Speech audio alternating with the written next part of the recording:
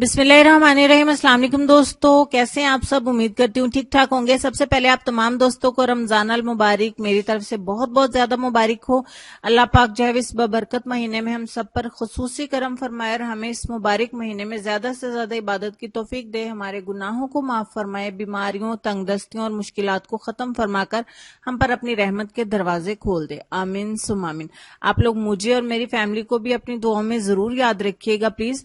तो आज की वीडियो का मकसद आप दोस्तों के साथ एक बहुत ही अच्छा और बहुत ही प्यारा वजीफा शेयर करने का है, क्योंकि रमजान अल मुबारक साल में एक दफा ये महीना हमें नसीब होता है और अल्लाह पाक ये रमजान अल मुबारक हमें हजारों बार जो है वो नसीब करे।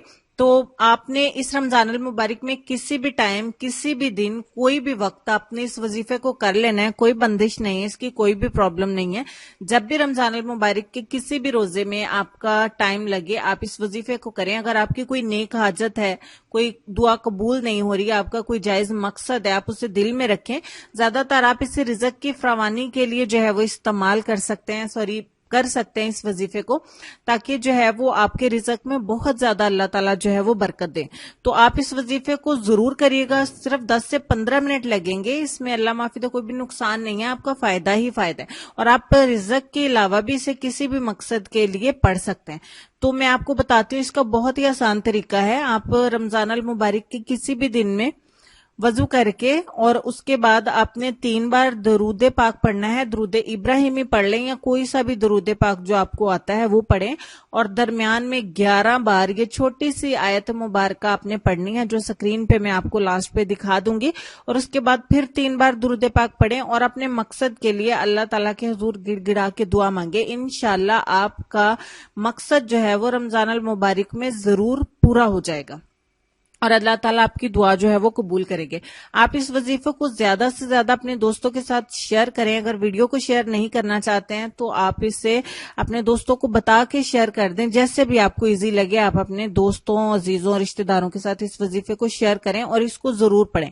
उसके अलावा एक छोटी सी न्यूज आप दोस्तों के लिए कि मैंने हमेशा रमजान अल मुबारक में आप दोस्तों के लिए इंस्टेंट रिजल्ट की रेमेडीज जो है वो शेयर करती हूँ, ताकि ईद आने तक आप अपनी ब्यूटी से मुतल्लिक और अपनी सेहत से मुतल्लिक अपने हर मसले को जो है वो घर पे ही सॉल्व कर सकें।